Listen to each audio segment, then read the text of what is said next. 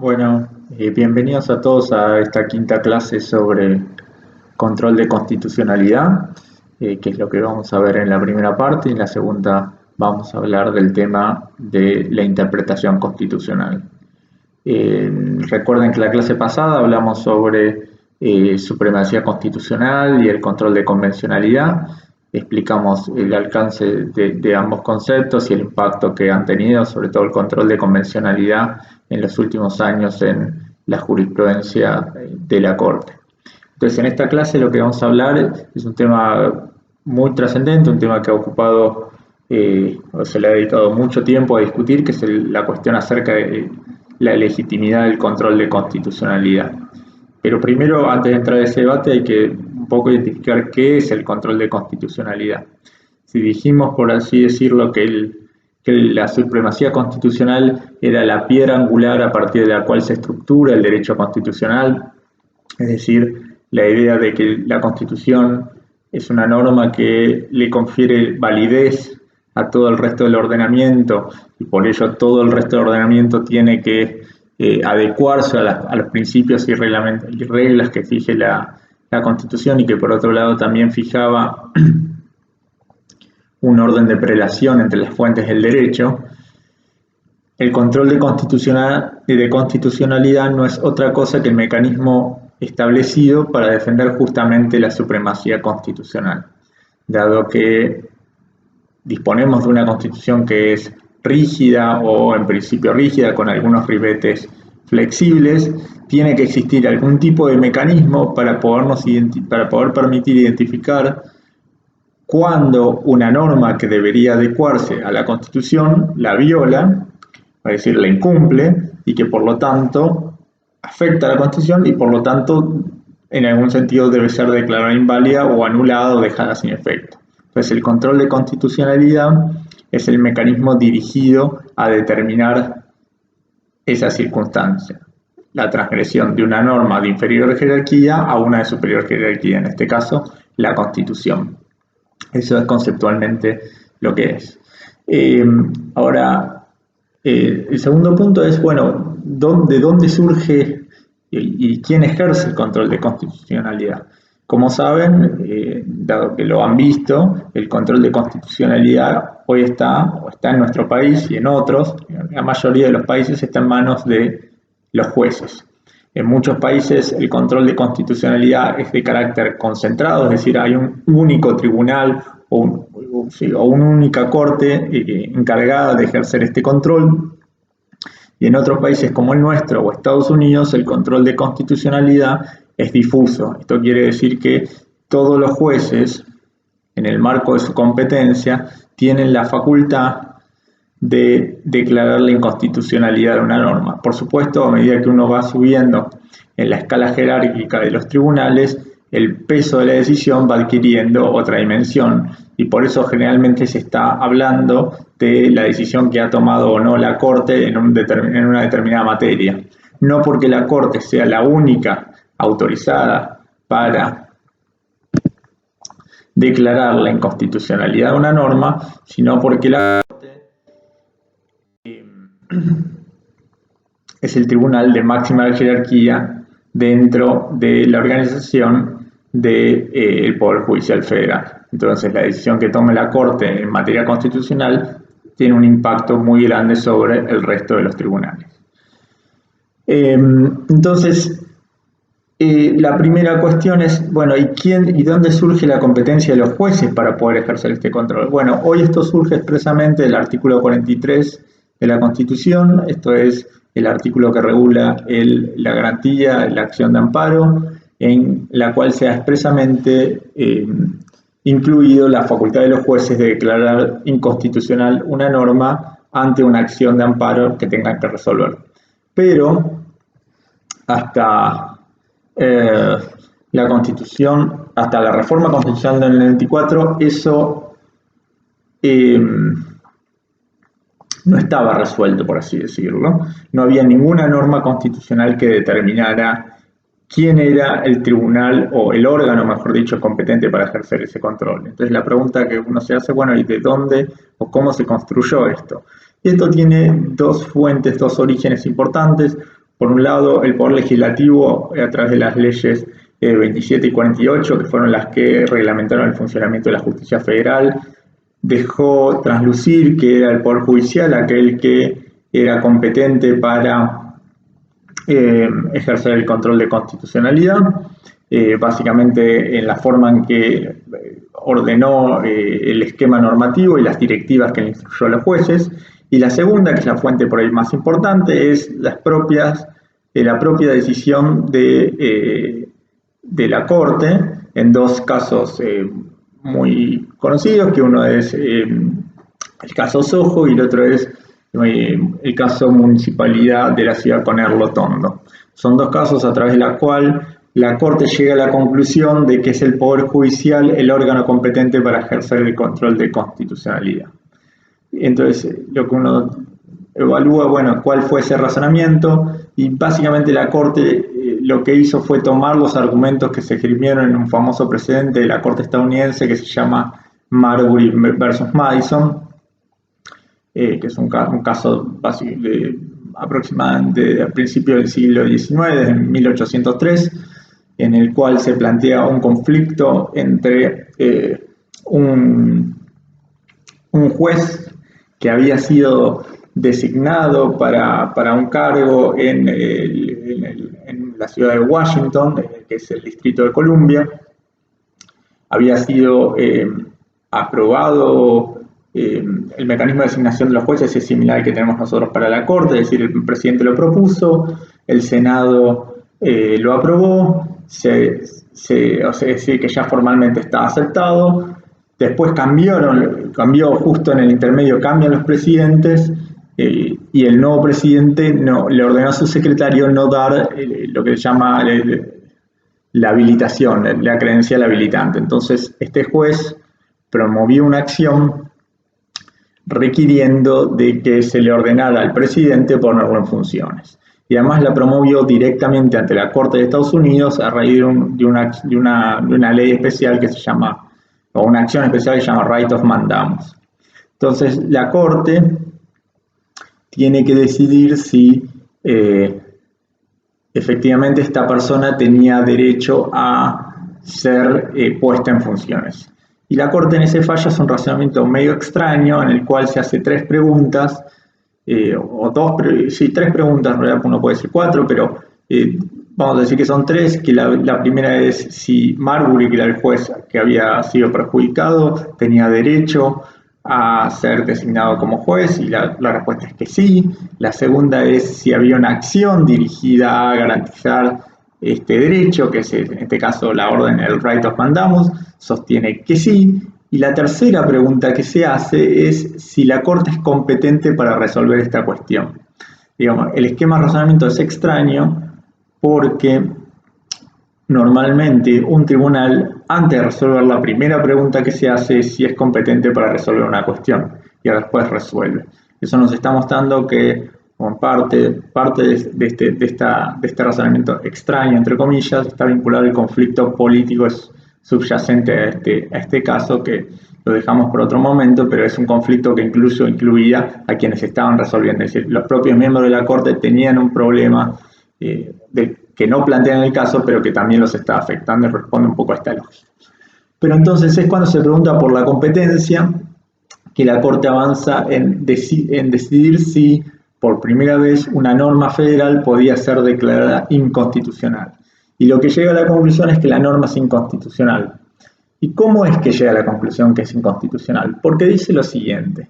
Dice que la competencia de la Corte está determinada, la competencia originaria, es decir, cuando uno va directamente a la Corte sin pasar por las otras instancias, está determinada por un artículo específico de la Constitución. En nuestro caso es el 117.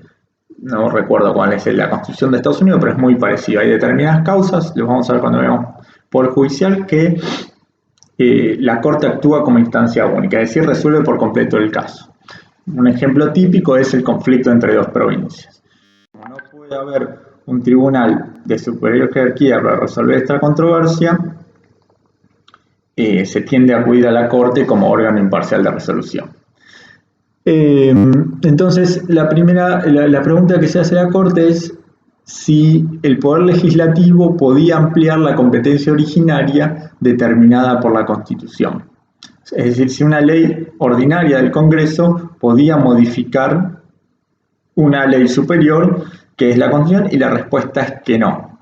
Entonces el esquema que va a hacer es el siguiente, lógico que va a hacer es el siguiente, va a decir, bueno, miren, si la Constitución es la ley de superior jerarquía, esto quiere decir que representa la voluntad popular en sentido genuino. Y una ley que también representa la voluntad popular, podemos decir, es una ley que representa la voluntad popular transitoria. Ahora la pregunta es, ¿qué tiene que hacer un juez frente a dos leyes que son contradictorias? Y la respuesta que da es, bueno, el juez no tiene más remedio, porque si su función es aplicar las leyes, que aplicar la ley de superior jerarquía. De lo contrario, estaría violando el principio de supremacía constitucional. Entonces, a través de esta fórmula lógica, llega a la conclusión que le era competencia del Poder Judicial declarar la inconstitucional de las normas cuando así fuera. Es decir, cuando el Poder Judicial verifica que una norma de inferior jerarquía viola la de superior jerarquía de la Constitución, que es la genuina representante de la voluntad popular, el Poder Judicial se ve obligado a declarar la inconstitucionalidad para no violar su función constitucional. Este razonamiento, que se conoce como lógica Marshall, en alusión al presidente de la Corte, es un razonamiento sumamente persuasivo para justificar por qué los jueces pueden declarar la inconstitucionalidad de una norma. Después, cuando veamos interpretación, o ahora vamos a ver que tiene algunos temas o algunos problemas que justamente lo que no nos dice este razonamiento en apariencia sumamente sólido y consistente es qué pasa cuando la contradicción entre la norma de inferior jerarquía y la de superior jerarquía, entre la Constitución y una norma ordinaria, no es evidente. Porque recordemos, y esto es lo que no nos dice el fallo, que en la mayoría de casos en que se plantea un problema vinculado a la constitucionalidad de una norma, no es evidente si la norma viola o no la Constitución. Es decir, son pocos los casos donde es palmariamente claro que la Constitución está siendo violentada por la norma dictada por el Poder Legislativo o el Poder Ejecutivo. No digo que no haya casos sencillos, pero en general las cláusulas constitucionales son cláusulas amplias, en muchos casos con suma ambigüedad o vaguedad en sus términos, y además muchas veces el posicionamiento político y si quieren ideológico del intérprete me va a dar el tipo de solución, es decir, en función del tipo de concepción que yo tengo sobre, por ejemplo, libertad de expresión, voy a tener un tipo de solución en el caso, por ejemplo, Clarín, que es el caso sobre la ley de radiodifusión de medios que fue cuestionada constitucionalmente, o voy a tener una distinta solución en los casos, por ejemplo, de libertad religiosa que se dieron en Salta en función de la concepción que yo tenga de igualdad y además sobre el alcance que le voy a otorgar al federalismo. Es decir, generalmente cuando leemos un fallo de un tribunal, no digo en todos los casos, pero muchas veces encontramos posiciones divergentes acerca del alcance de la Constitución, interpretaciones rivales. Vamos a ver ahora en la próxima parte de la clase las distintas teorías que hay para interpretar la Constitución y cómo esas teorías nos condicionan muchas veces el resultado que nos da. Esto quiere decir que esta idea de que el juez opera cuasi mecánicamente, haciendo un mecanismo meramente verificatorio, es problemática, por lo menos en la práctica. No es cierto que el juez se limite a verificar en forma técnica y simple solamente la contradicción con una Constitución, porque la Constitución presupone un gran componente valorativo por parte de quien ejerce la tarea interpretativa. Entonces, este razonamiento que fue replicado en Sojo y después en Municipalidad de Lotondo es el razonamiento que ha sustentado el control de constitucionalidad por casi en Estados Unidos 200 años, en nosotros más de 150 años. Ahora,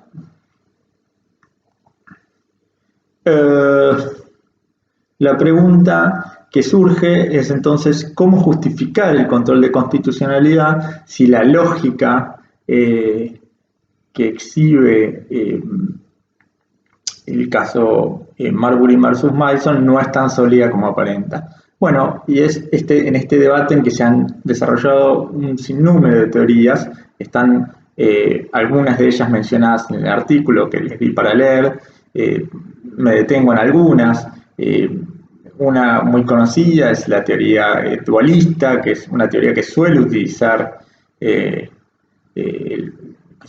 los jueces, que responde a la lógica Marbury, que es decir, bueno, la soberanía popular se puede clasificar en dos momentos: el momento originario o constituyente, que es, digamos, el momento donde está expresada verdaderamente la voluntad popular, o por lo menos la voluntad popular más genuina o más representativa, y después la voluntad popular transitoria, que es esta que tiene legitimidad, pero no tiene la legitimidad de la originaria. Esta voluntad popular originaria es la que el juez tiende a proteger cuando declara la inconstitucionalidad de una norma.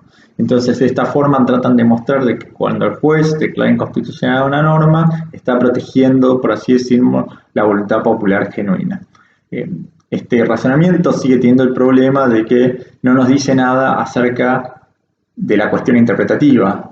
¿Cómo sabemos que el juez, cuando resuelve, no está proyectando sus propios ideales o sus propios valores, o le está imprimiendo a la Constitución sus propias concepciones acerca de lo bueno, lo justo, lo lindo y lo malo, y lejos de proteger la voluntad popular, está moldeándola en torno a sus preferencias? Entonces, otro tipo de teorías apuntan a sostener que en realidad el juez lo único que se limita a hacer es proteger los presupuestos del sistema democrático. Es decir, el juez, como vimos en Holmes, lo único que debería hacer es proteger aquellos o declarar aquellas infracciones que violen las reglas del juego democrático. Por ejemplo, si se dictara una ley que excluyera ciertas voces o ciertos grupos de la participación democrática, de la participación popular o de la decisión popular, el juez estaría en condiciones, como un árbitro de fútbol cuando marca un full, de decir: esto viola el sistema democrático o las reglas del juego del sistema democrático y por lo tanto debe ser declarada inválida. También esta teoría, que es sumamente persuasiva en su formulación, tiene problemas porque muchas veces es difícil distinguir en qué medida alguien asume este rol procedimentalista dirigido a proteger los presupuestos y en qué medida está avanzando en definir valores más sustanciales del sistema democrático. Como vimos con Holmes, en función, por ejemplo, de la concepción que uno tenga de una democracia, va a tener una concepción distinta acerca de los derechos que asocia esa democracia, o las reglas que asocia esa democracia, y de los presupuestos. Entonces, si por ejemplo tenemos una concepción, por ejemplo, más holgada o más estrecha de la democracia, o menos densa, que sostenga, por ejemplo, que la democracia solo consiste en el juego de mayoría, bueno, asociaría una serie de derechos, por ejemplo, participación igualitaria, derecho de elección, etc. En cambio, con una concepción más robusta, probablemente tenga, supongamos, deliberativa, el juez tenga un rol muy importante para proteger derechos que se consideran fundamentales, como, por ejemplo, libertad de expresión. En cambio, por ejemplo, tengo una concepción de la democracia que además presupone que la gente tenga satisfecho determinado estándar de vida para poder efectivamente participar de lo público. Probablemente el juez tenga facultades para expedirse acerca de otro tipo de derechos, por ejemplo, derechos sociales. Es decir, que a medida que voy construyendo mi modelo democrático en la cabeza, voy a tener un perfil diferente del juez, o qué es lo que debe hacer un juez frente a las reglas del juego que va aprobando la mayoría, y cómo la juzga en relación a la Constitución.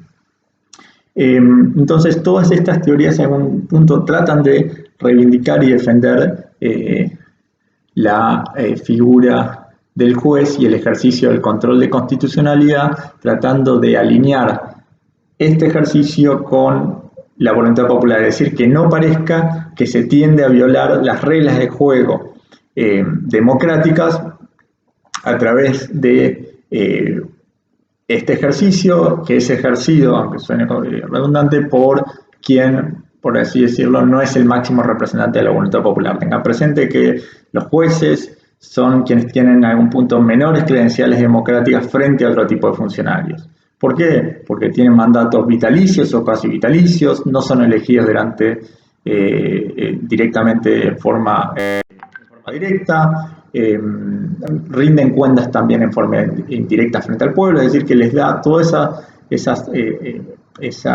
reglas dirigidas a proteger lo que se llama su imparcialidad o su independencia a la hora de decidir, son aquellas que conspiran un poco con la proyección que hacemos de que el juez es el órgano o es el sujeto competente para ejercer esta función institucional de mucha trascendencia, que implicaría decirle a la legislatura o al presidente o a cualquier órgano político de mayor nivel de legitimidad democrática: usted se equivocó, usted está violando la Constitución, que es la voluntad popular genuina.